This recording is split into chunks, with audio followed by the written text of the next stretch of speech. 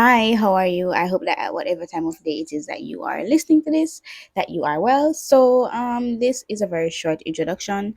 The entire YouTube video was supposed to be an actual video, but I used CapCut, and for some reason, it was giving me trouble trying to upload it on CapCut in a way for it to work or in a way that was presentable, and only audio would come through.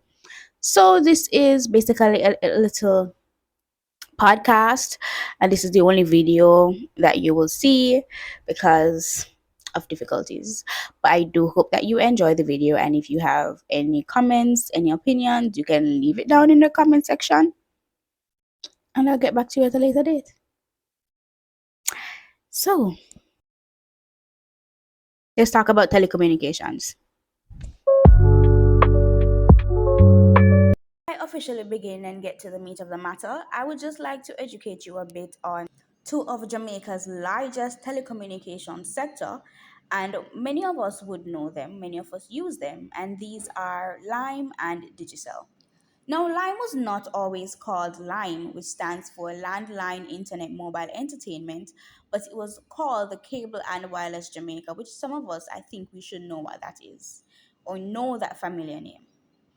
Lime itself, as a member of Flow Jamaica, as a member of the CCI, has always had its own little controversies, especially how it rapidly expanded by a series of controversial acquisitions of smaller cable operations back in 2008.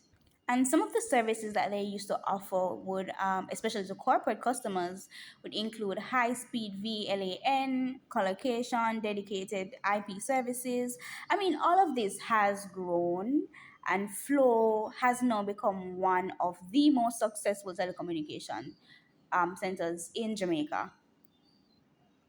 The other one that we know is Digicel. So Digicel launched itself in Jamaica back in April 2001, and the company actually, the history behind Digicel's first launch here in Jamaica is actually quite interesting because the company had anticipated reaching a 100,000 customer plateau by the end of its, I think, its first year in operation, but instead it had actually hit the 100,000 mark a mere 100 days after its launch. And so this had actually made history in Jamaica because never in the country's history of any mobile telecommunication had there ever been such a tremendous growth, especially in a network. As many said, Digicel broke record after record on its way to surpassing many of its major competitors, and it even had the largest customer base in the island. So to kind of give an idea of the pace of Digital's growth, so let's look at Lime as a comparison. So it took Lime, one of Digital's major competitors, approximately 9 to 10 years to reach the $400,000 customer mark. In comparison, it took Digital about 13 months to reach the same figure. So back in 2010, Digital's customer base was over 2.1 million customers in a population of 2.8 million. And the company currently commands approximately 75 to 80% of the mobile share in Jamaica. And Digital actually had a very good approach as it regards marketing to customers here in Jamaica because they had affordable phones, they had a user friendly approach, and their mass marketing, it really did earn Digital a leading place in the market that it even to this day astutely defends.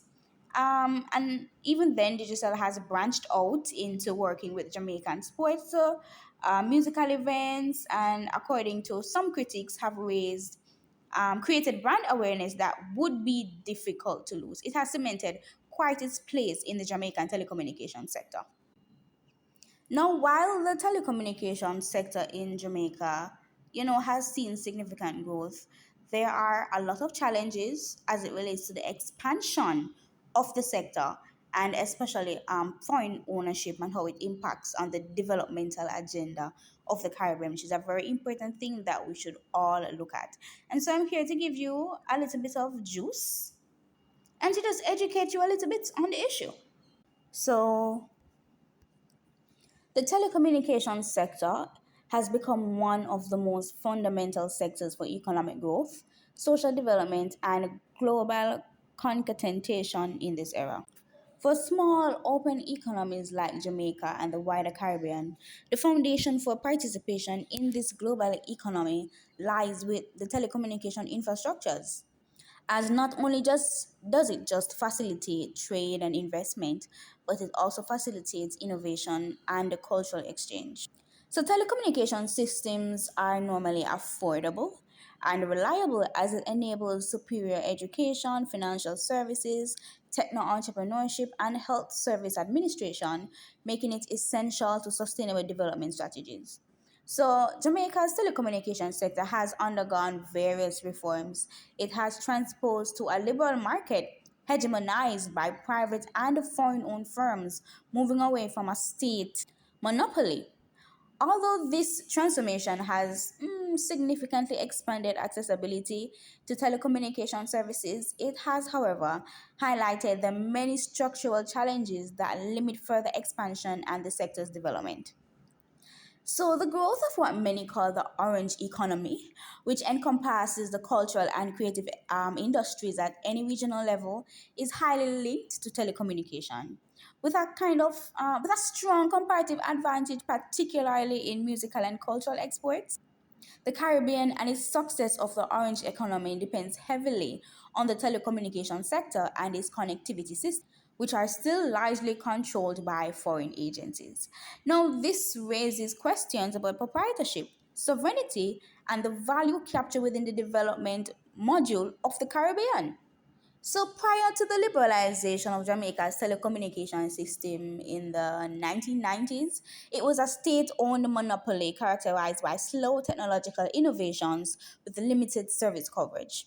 So the rapid expansion in the mobile and data services were a direct result of competition, some regulatory reforms that were put in place, and some private investments introduced by the liberalization of the industry, which has positioned telecommunications as a primary catalyst of economic activity. So, the challenge that has been deemed a significant hindrance to the expansion of the telecommunication system in Jamaica is the exorbitant cost of infrastructural development. And by infrastructural development, I mean cell towers, and fiber optic cables, which require a considerable amount of capital investment. So when you look at like the mountainous terrain of Jamaica and many of the rural communities, there might be difficulties with installation and maintaining, and thus, in general, wanting to make investments in these rural areas, it is less attractive. So, as a result, we can see that there's an uneven development in infrastructure. So let's look at urban and tourist areas. So urban and tourist areas have this avant-garde service, while remote areas experience limited and unreliable connectivity. And if you live in the country, you can perhaps relate to this. And when you come to Kingston, you realize that it's actually very different. For one, I'm getting lime down here. I don't get lime at home.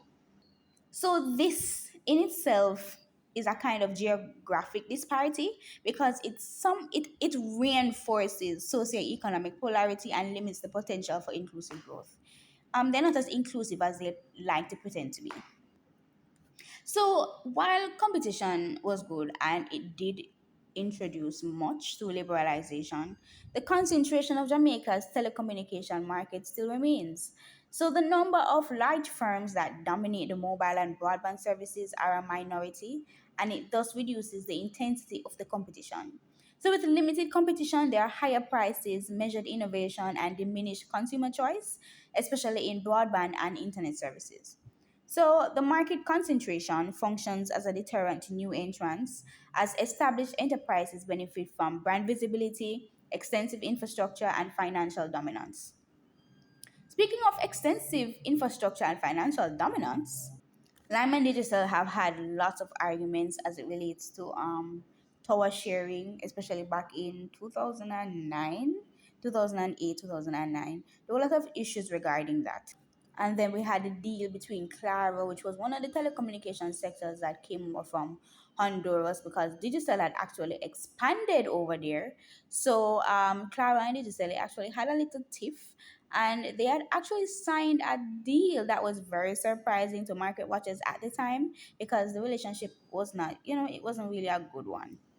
So going back to smaller and local enterprises. So much of the smaller and local enterprises were discouraged with the high entry cost that it required, thus reinforcing the ascendancy of foreign enterprises. So this would undermine the raison d'etre of liberalization, which was to cultivate a competitive and client-centric market. So to ensure that there was fair competition and consumer protection and the alignment of private investment, effective regulation was absolutely necessary. So, Jamaica's telecommunications sector, however, continues to be restrained by regulatory and institutional challenges. Even back when Lime first started to push out itself in Jamaica, the minister who was responsible for telecommunications at the time had the authority to establish a minimum standard of service quality, and the company was mandated to consult and seek ministerial approval on a variety of regulatory and policy issues, including some stuff like network expansion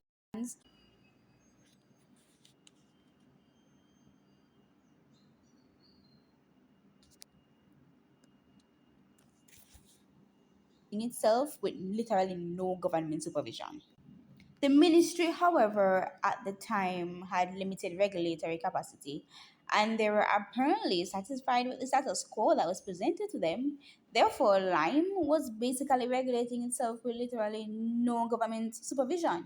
So, who knows what was happening at the time?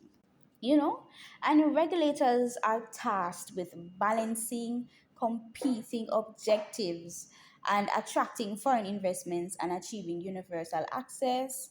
So these weak frameworks would result in policies that favor large multinational firms over the consumers and local customers companies, thus limiting the developmental impact of the sector. So although mobile penetrations were and are high, Jamaica has continued to experience a digital divide where access to quality internet remains uneven across income groups, particularly in rural and low income communities.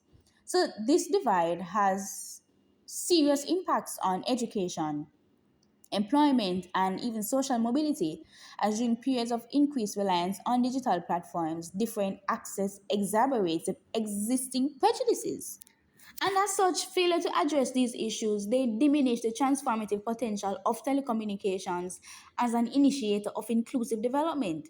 The expansion of the current system requires a skilled workforce. However, the country faces challenges in developing and even retaining these assets. So the struggle to produce sufficiently and highly trained professionals along with the immigration of same depletes an already limited pool of talent.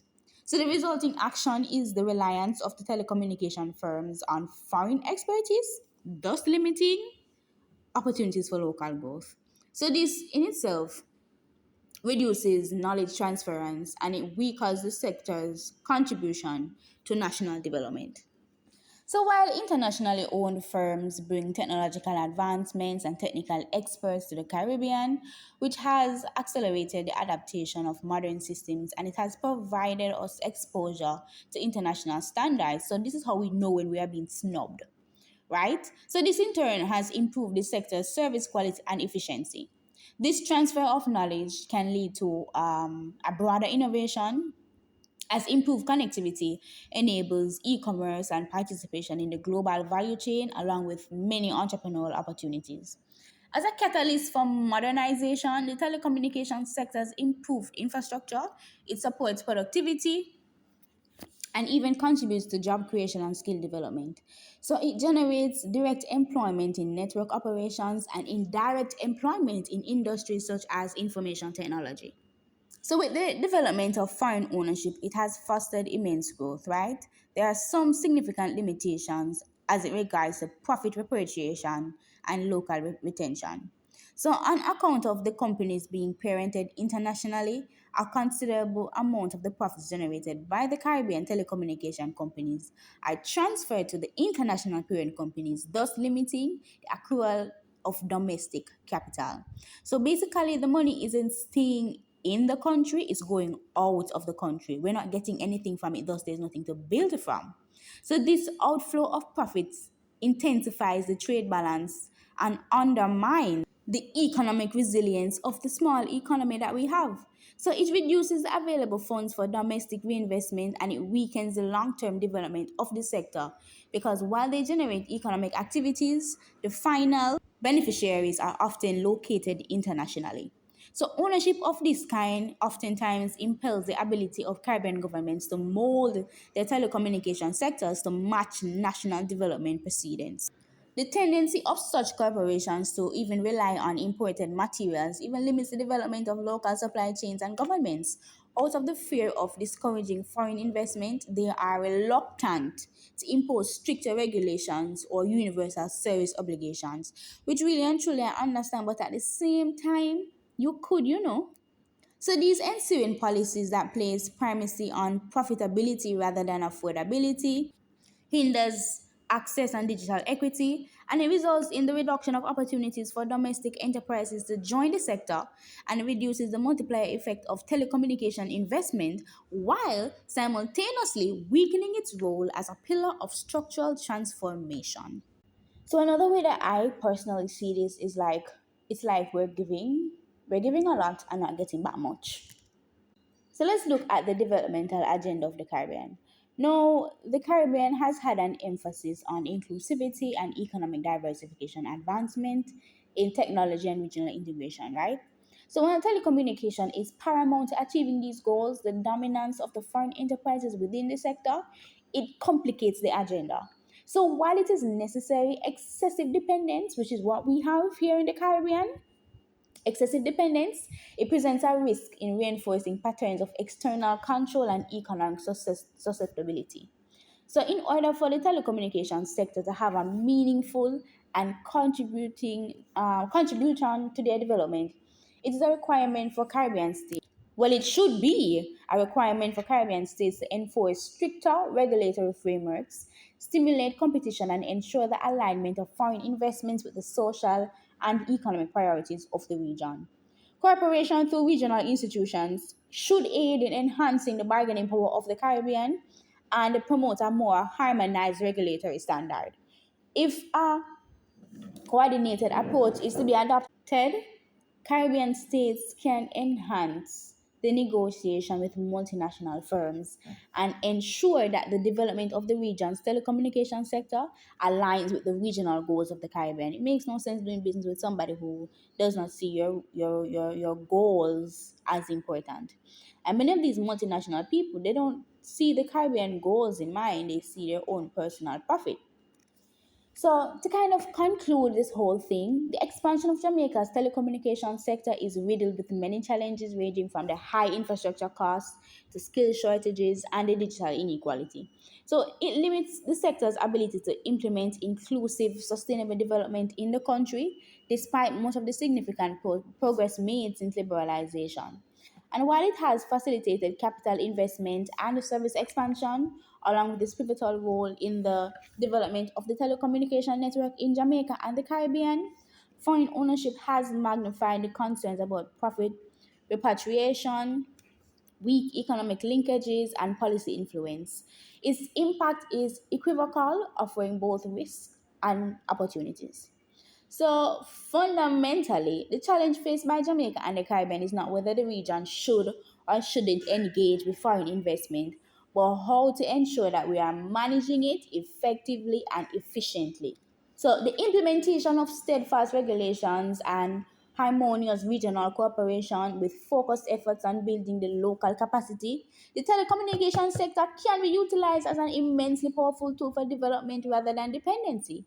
So, with this implemented, Jamaica and the Caribbean at large can ensure that their telecommunication sectors, our telecommunication sector, is serving not just commercial interests, but including those of social cohesion and promoting sustainable growth in the region. So I hope that you found this enjoyable and informative. This actually took a lot of research out of me. I was digging up in the archives, but I really do believe that this is something that we should all know and all focus on, especially as it helps us to understand why is it that some areas get better network than some. It's all linked, you know. But I do hope that this was informative.